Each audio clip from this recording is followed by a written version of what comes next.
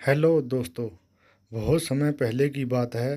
भारत के एक छोटे से गांव में रामलाल नाम का एक किसान रहता था। रामलाल बेहद मेहनती और ईमानदार व्यक्ति था।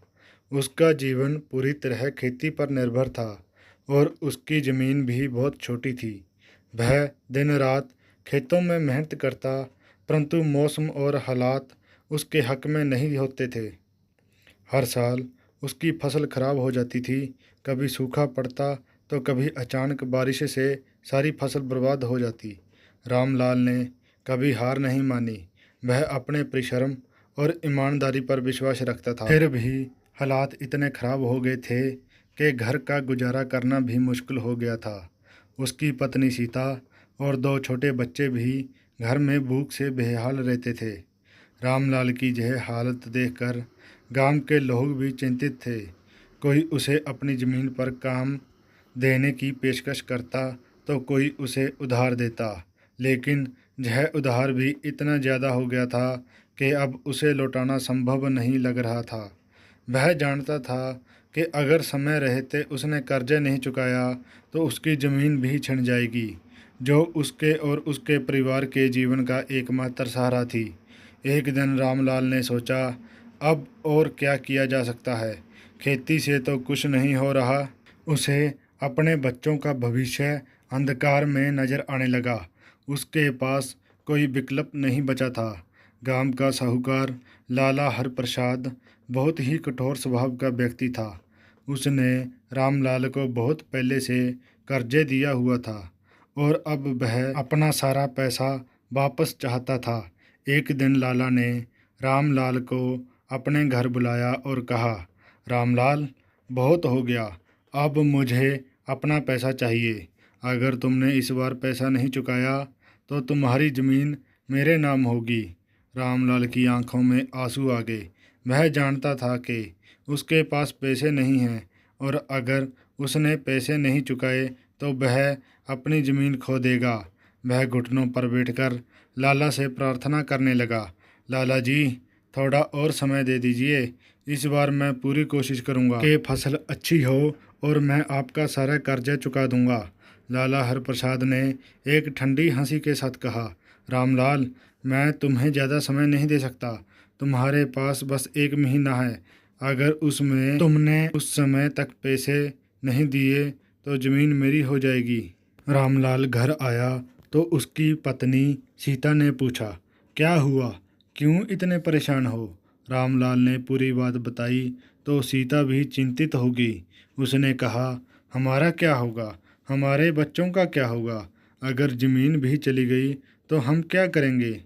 रामलाल ने सिर झुका लिया और कहा, मैं नहीं जानता, बस एक ही आस है कि इस बार फसल अच्छी हो जाए।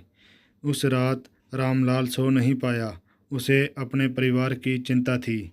उसका मन भोजित हो गया था और वह अपने किस्मत को कोसने लगा। उसने सोचा, मैंने कभी किसी का बुरा नहीं किया, फिर भी मेरी किस्मत मेरे साथ क्यों नहीं है। क्या मेहनत और ईमानदारी का कोई मोल नहीं। अगले दिन रामलाल ने फैसला किया कि वह हार नहीं मानेगा। उसने सोचा कि अगर वह और ज़्यादा मेहनत करेगा तो शायद किस्मत उसके साथ हो जाएगी। उसने खेत में अधिक समय देना शुरू कर दिया। दिन रात मेहनत करता, खुद भूखा रहकर भी अपने बच्चों को खिलाता। उसकी पत्नी सीता भी खेत में उसका हाथ बटाती। कुछ दिन बाद गांव में एक व्यापारी आया जो किसानों से उसकी फसल खरीदता था। उसने रामलाल से कहा, तुम्हारे खेत की फसल अच्छी लग रही है। अगर तुम इसे अच्छे से तैयार कर सको तो मैं तुम्हें अच्छी कीमत दे सकता हूँ। रामलाल को यह सुनकर थोड़ी राहत मिली। उसने और भी जोश से काम करना शुरू किया, लेकिन फिर भी उसके मन में डर था कि मौसम अगर खराब हुआ तो उसकी सारी मेहनत बेकार चली जाएगी। कुछ दिनों तक मौसम बिल्कुल सही रहा। फसल लहला रही थी और रामलाल को उम्मीद थी कि इस बार उसकी मेहनत रंग लाएगी। लेकिन जैसे ही फसल काटने का समय आया, आसमान में अचानक बादल घिर आए। रामलाल और सीता दोनों ही आसमान की तरफ देखते हुए प्रार्थना कर रहे थे बारिश ना हो, लेकिन उनकी प्रार्थना का कोई असर नहीं हुआ और ज़ोरदार बारिश होने लगी। रामलाल के खेत की सारी फसल बर्बाद हो गई। उसकी मेहनत पर पानी फिर गया था। वह ज़मीन पर बैठकर ज़ोर ज़ोर से रोने लगा। उसके मन में अब कोई उम्मीद नहीं बची थी। सीता ने उसे संभाला, लेकिन रामलाल को इस बार अपने परिवार के भविष्य की चिंता सताने लगी। अगले दिन रामलाल ने साहूकार लाला के पास जाकर कहा, लाला जी, मैं हार गया, मेरी फसल बर्बाद हो गई। अब मैं आपका कर्जे नहीं चुका सकता।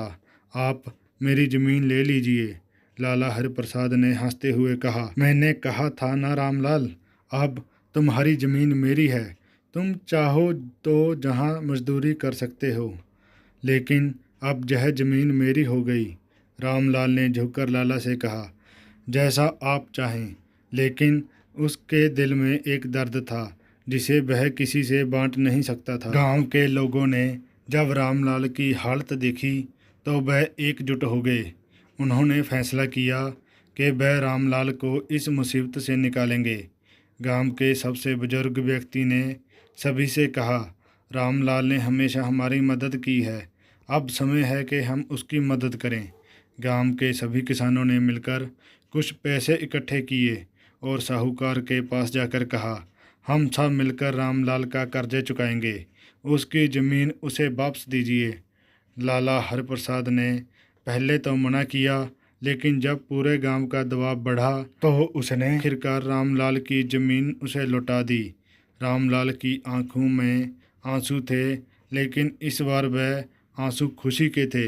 रामलाल ने अपनी ज़मीन वापस पाई और गांव के सभी लोगों का धन्यवाद किया। उसने ठान लिया कि वह अब और ज़्यादा मेहनत करेगा, लेकिन इस बार वह अकेला नहीं था। गांव के लोगों ने उसे सहारा दिया और वह यह जान गया था कि सब समाज एकजुट होता है तो कोई भी मजबूरी इंसान को तोड़ नहीं सकती। इस घटना ने रामलाल को एक नई सीख दी कि अकेले मेहनत और ईमानदारी के साथ साथ समाज की मदद और एकता भी जरूरी होती है। अब रामलाल का जीवन पहले से बेहतर हो गया था और वह अपने परिवार के साथ खुशहाल जीवन जीने लगा। इस कहानी से हमें यह सीखने को मिलता है कि जीवन में चाहे कितनी भी मुश्किलें क्यों ना आएं, अगर हम सच्चाई, ईमानदारी और परिश्रम के साथ आगे बढ़ते हैं और समाज का सहयोग मिलता है तो हर बाधा को पार किया जा सकता है। Thank you. अगर कहानी अच्छी लगी हो तो प्लीज़ चैनल को ज़रूर सब्सक्राइब करें। Thank you.